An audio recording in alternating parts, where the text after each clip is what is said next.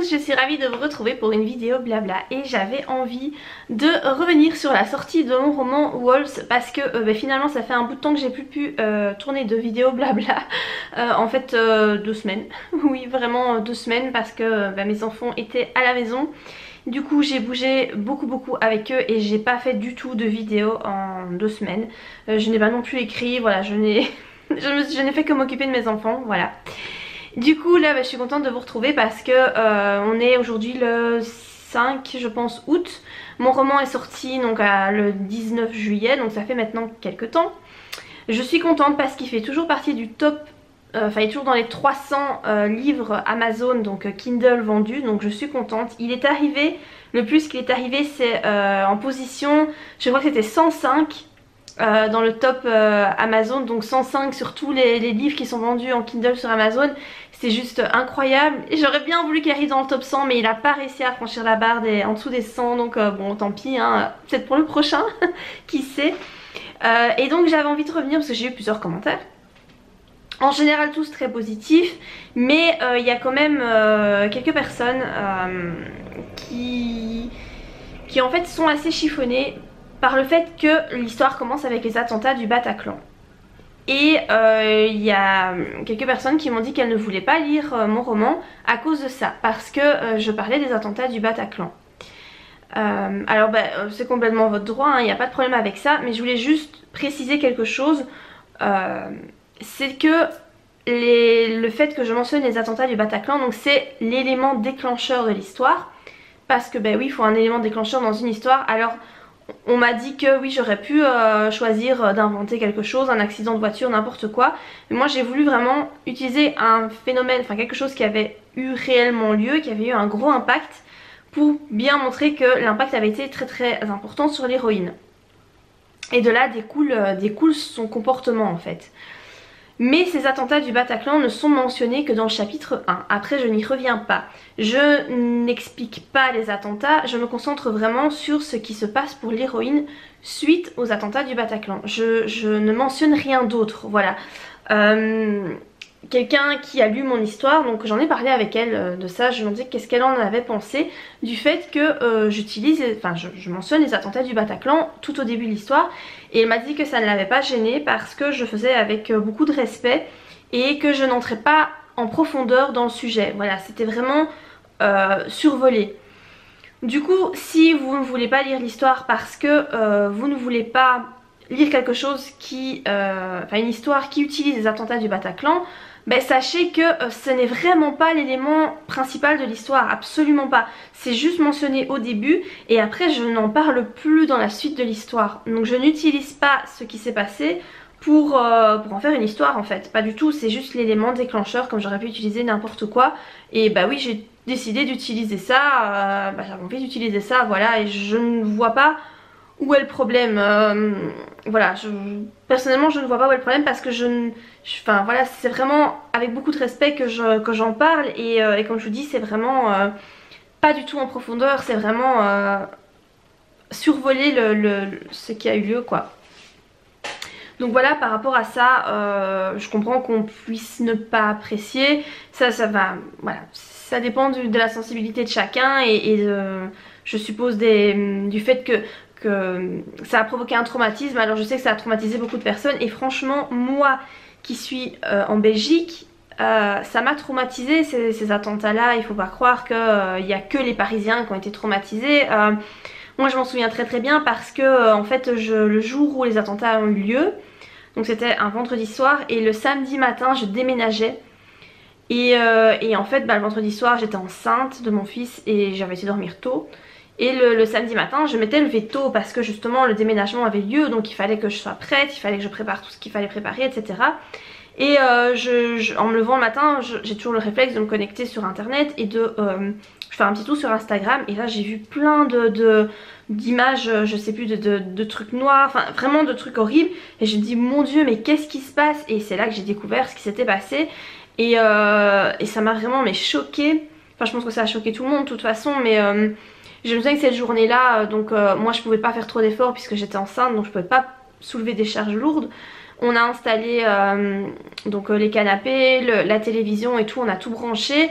Et je me rappelle que dans l'après-midi j'ai allumé la TV et j'ai mis sur le JT en France je pense, ou en Belgique je sais plus, mais en tout cas j'ai mis le JT pour voir exactement ce qui s'était passé. Et ça a tourné tout l'après-midi dans...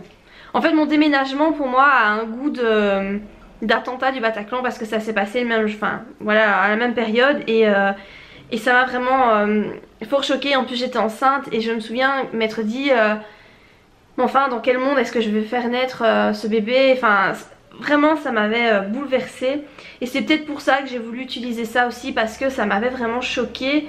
Et je sais pas, j'ai eu envie d'utiliser cet événement là peut-être pour extérioriser quelque chose qui m'avait vraiment fait peur. Parce que ça m'a vraiment fait peur en fait. Vraiment j'ai été très bouleversée par ça. Le fait d'être enceinte, je pense que ça a accentué encore plus ça. Donc voilà, c'est vraiment pas le fait que j'ai utilisé les attentats du Bataclan. On m'a même dit que quelqu'un m'a même dit qu'elle ne comprenait pas comment ça se fait que la maison d'édition avait laissé passer ça. Enfin voilà, moi j'ai envie de vous dire que c'est pas utiliser ça pour se faire de l'argent quoi. C'est vraiment pas, c'est plus même un espèce d'hommage ou du fait qu'on s'en souviendra toujours. Enfin moi j'avais besoin d'utiliser ça dans mon roman, voilà, j'en avais besoin, c'est comme ça.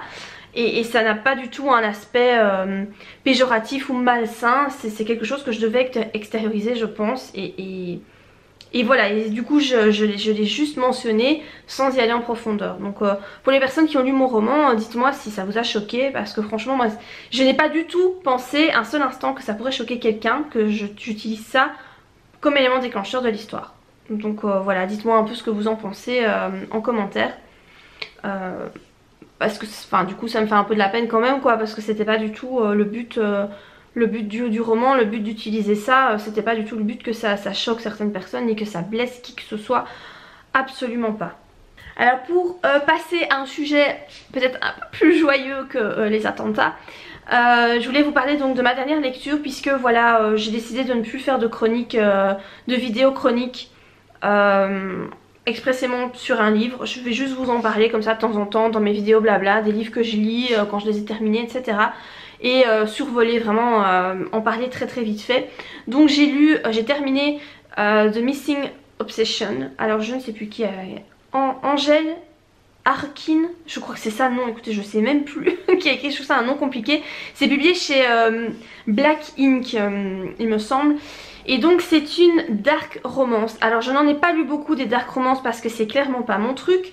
Mais il se trouve que ce roman, je l'ai vu énormément de fois passer sur Facebook.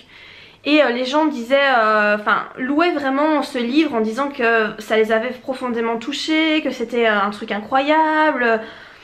Du coup je me suis dit je vais voir, je vais lire et je vais voir. Et effectivement ça m'a pas mal touchée. J'avoue, le livre m'a pas mal touchée et je rejoins un peu ce qui est dit. Ça sort de l'ordinaire, vraiment.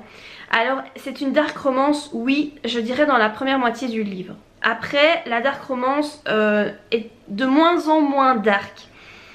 Je peux pas trop en dire parce que c'est vrai que moi du coup j'avais pas lu forcément d'avis, enfin je voyais que ça avait beaucoup plu, que les gens avaient été beaucoup touchés, mais c'est vrai que j'avais pas lu de commentaires sur l'histoire, donc j'ai eu la surprise jusqu'à la fin. Et c'est vrai voilà, à partir de la deuxième moitié du livre on tombe un peu de haut, enfin moi je m'attendais pas du tout en fait. J'ai été très très surprise par la tournure de l'histoire et très attristée aussi et très touchée parce que c'est pas un sujet dont on traite souvent dans les romans, et là je trouvais que c'était c'est bien traité, voilà. Après la première moitié du livre, j'avoue que j'ai trouvé qu'il y avait beaucoup de longueur.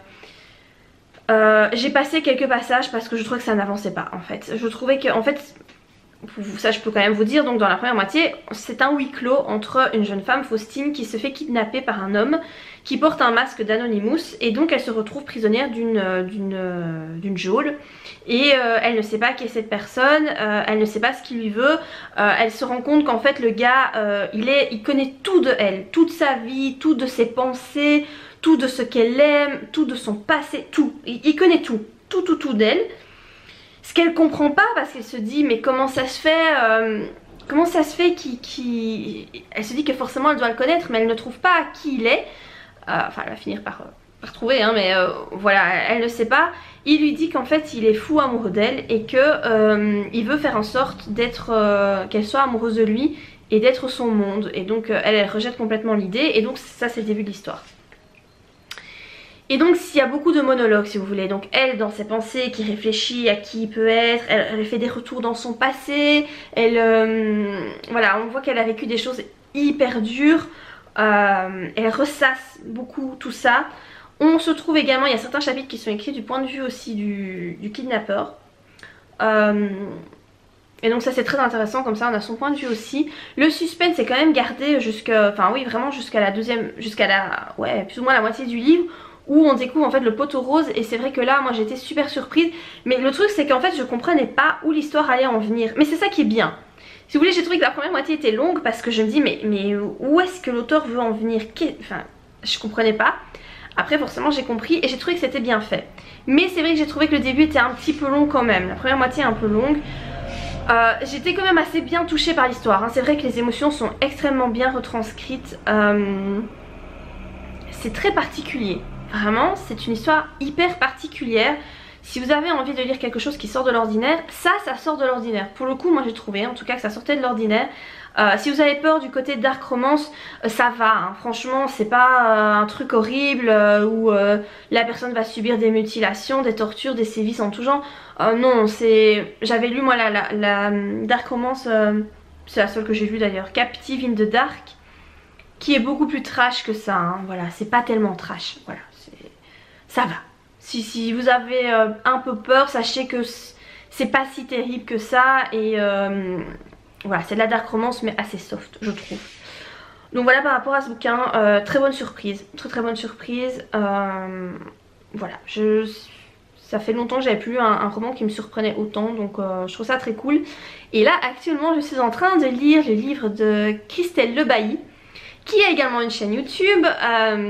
Donc Christelle avec qui je parle quand même assez bien, voilà, c'est une copine auteur, on peut dire ça comme ça. Et donc elle a sorti son dernier roman là, tout récemment, presque en même temps que moi en fait. Et elle fait de l'auto-édition.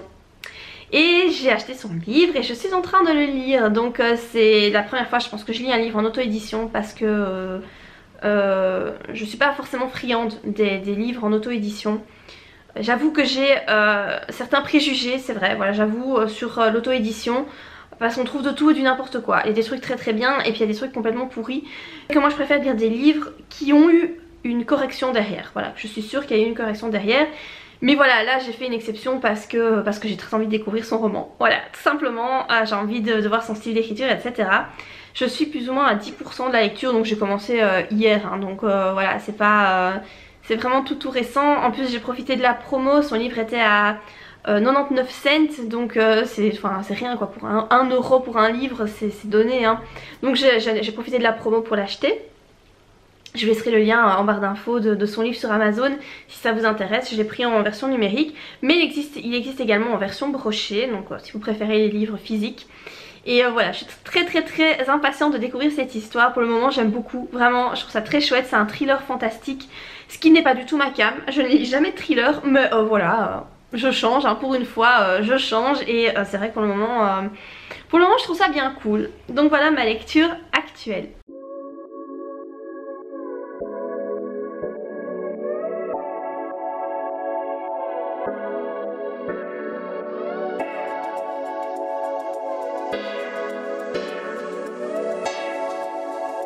Alors je voulais aussi vous parler d'un commentaire que j'ai eu sur YouTube il y a pas longtemps sous ma vidéo 5 erreurs que font les écrivains débutants. D'ailleurs j'en ai parlé sur Instagram tellement j'ai trouvé ça aberrant en fait. Le commentaire que j'ai eu donc d'une dame qui m'accuse en gros de mentir, de ne pas être en fait écrivain et de publier mes romans sous des noms de maisons d'édition qui n'existent pas vraiment. J'ai complètement halluciné quand j'ai vu son commentaire, en fait ça m'a vraiment fait rire. Et du coup je lui ai même répondu de façon ironique, en utilisant l'humour, parce que moi voilà, quand on m'attaque je préfère toujours utiliser l'humour. Et je m'étais dit qu'elle allait comprendre mon ironie, mais en fait pas du tout. Elle a pas du tout compris que j'étais ironique et elle a continué dans son délire. Donc ça m'a vraiment gentiment fait sourire. J'ai complètement halluciné. En fait cette dame, donc comme je vous dis, elle a commencé en me mettant un commentaire en disant mais qui êtes-vous, êtes-vous un écrivain célèbre? Et donc moi j'ai tout simplement répondu en mettant bah non, je suis pas célèbre, mais je suis auteur professionnel puisque bah, j'ai publié 7 romans. Voilà, je m'estime comme étant quand même professionnel. C'est pas parce qu'on n'a pas vendu autant de livres que Marc Lévy ou Guillaume Musso qu'on n'est pas pour autant professionnel, hein. Enfin moi je pense ça en tout cas. Et donc elle m'a mis, après elle m'a mis un commentaire que oui, que de nos jours c'était vraiment très facile de publier sous un faux nom, de faire semblant d'être dans une maison d'édition, que toutes les maisons d'édition de toute façon étaient fictives actuellement, et que voilà, en gros que c'était les actionnaires qui publiaient eux-mêmes leurs livres. Enfin je sais pas, elle est partie dans un délire. J'étais là oui. Donc je lui ai gentiment répondu bravo de m'avoir démasqué, de m'avoir percé à jour. Donc c'est ironique, hein, c'est absolument pas vrai. Voilà, j'ai des contrats d'édition avec des maisons d'édition qui existent réellement. Enfin je pense que vous, la majorité de personnes qui me suivez, vous savez que c'est la vérité. Enfin voilà, je comprends même pas comment on peut s'imaginer que c'est pas vrai, mais bon, soit. Et en fait elle m'a répondu qu'effectivement il faut pas croire qu'on prend les gens pour des pigeons, etc. Donc en fait elle a pas compris du tout mon humour. Tant pis. Enfin voilà, donc du coup je vous prends absolument pas pour des pigeons, hein. Tout ce que je vous raconte c'est la vérité. D'ailleurs en plus les vidéos blabla que je fais, ça vous montre bien que je suis en train d'écrire des romans, puisque je vous tiens à jour on va dire de tout ce que je fais, tout ce qui se passe. Je vous prends pas pour des pigeons. Alors elle dit aussi que les conseils que je donne, oui ça peut limiter la créativité chez certains, et que je suis personne pour donner des conseils, blablabla. Alors déjà j'oblige personne à suivre mes conseils, absolument personne. C'est vraiment uniquement pour vous aider si vous êtes perdu, si vous savez pas comment faire, parce qu'il y a tellement de gens qui, je remarque, hein, qui ont des questions, qui savent pas du tout comment faire pour écrire un livre et qui aimeraient bien et qui trouvent pas de réponse à leurs questions. C'est vraiment pour ça que je fais des vidéos, et d'ailleurs on est de plus en plus nombreuses à être des écrivains et à faire des vidéos. Voilà, après qu'on me trouve légitime ou pas, bah ça chacun son avis. Ceux qui n'aiment pas mes vidéos ne sont pas obligés de les regarder et ne sont pas obligés d'écouter mes conseils ni de les appliquer, ça c'est certain. Mais bon voilà, la femme elle est partie dans un délire que je comprends pas. Et donc là c'est vrai que là je me dis sur YouTube quand même, enfin dans le monde entier, on trouve quand même des gens extrêmement bizarres. Et en plus des gens qui se pensent supérieurs à vous et plus intelligents que vous, alors qu'en fait ils sont complètement à côté de la plaque quoi. La femme elle a pensé je sais pas, me percer à jour. Elle s'est dit ouais non c'est une menteuse, je vais lui dire, je vais lui montrer que moi je suis pas dupe. Mais en fait c'est pas vrai, c'est tu es dupe. C'est pas vrai, tu t'inventes un truc quoi. Donc voilà, ça m'a juste fait rire. S'il y en a d'autres parmi vous qui pensent que je suis une menteuse, que je n'ai pas publié de livre dans une maison d'édition, mais si, sachez que si, j'ai vraiment publié des romans, j'ai des contrats d'édition, je touche des droits d'auteur. Alors certes, Morgan Trial ce n'est pas mon vrai nom, c'est vrai, mais c'est pas pour autant que je vous mens quoi, c'est un nom de plume, et je pense qu'on a tous le droit, enfin on a tous le droit d'écrire sur un nom de plume quoi. Même il y a même des acteurs, des chanteurs qui c'est pas leur vrai nom, et je vois pas où est le problème, on fait quand même encore ce qu'on veut quoi, à ce niveau là. Je suis pas du tout une menteuse à ce niveau. Donc voilà, le commentaire est toujours là, hein. Si vous voulez aller voir de vous-même l'aberration de ce truc, ben, n'hésitez pas. D'ailleurs je pense que je vais faire des captures d'écran, parce qu'on sait jamais qu'elle supprime ses commentaires si elle finalement si elle se rend compte qu'elle est complètement à côté de la plaque. Je pense que je vais faire des captures d'écran, parce que ça j'ai quand même envie de garder, garder en tête, tellement c'est un truc assez incroyable. Donc voilà ma dernière mésaventure. Je remarque en fait au plus je publie de romans, au plus j'ai des abonnés sur ma chaîne, au plus ce genre de choses arrive. Je pense que c'est inévitable. Vous voyez, il y a toujours des gens qui je sais pas, qui sont là pour vous critiquer, qui critiquent ce que vous faites, qui remettent en cause ce que vous êtes, ce que vous dites. Voilà, faut se faire à l'idée quoi, hein. Tant pis, je m'y prépare, je sais que ça sera toujours pire. Là on est presque 10 000 abonnés sur ma chaîne, je suis tellement contente par rapport à ça. J'espère que la chaîne va encore grandir de plus en plus, vraiment, parce que moi j'adore faire des vidéos. coupler ça avec le fait d'écrire des livres, je trouve ça vraiment super. Et donc j'espère que la communauté va grandir de plus en plus. Donc j'imagine que les personnes dans ce genre là, ben, il y en aura toujours de plus en plus aussi. Bah tant pis hein. Je ferai avec, voilà, c'est pas grave. Moi du moment que je sais qui je suis et que ces gens là ne parviennent pas à remettre en cause ce que je pense de moi-même, pour le reste je m'en fiche un peu. Et donc voilà, je voulais juste vous parler de ça parce que voilà, il y a vraiment des gens qui sont quand même incroyables. Et n'hésitez pas à aller voir les commentaires de cette personne si vous voulez rire un bon coup hein. Voilà. Si vous passez une mauvaise journée, que vous avez envie de vous péter un fou rire, n'hésitez pas à aller voir ses commentaires, c'est très comique. Donc voilà, par rapport à cette vidéo blabla, je vais l'arrêter ici. J'espère qu'elle vous a plu. Si c'est le cas, n'hésitez pas à la liker. Et ben moi je vous dis à très bientôt pour de prochaines vidéos. Bye!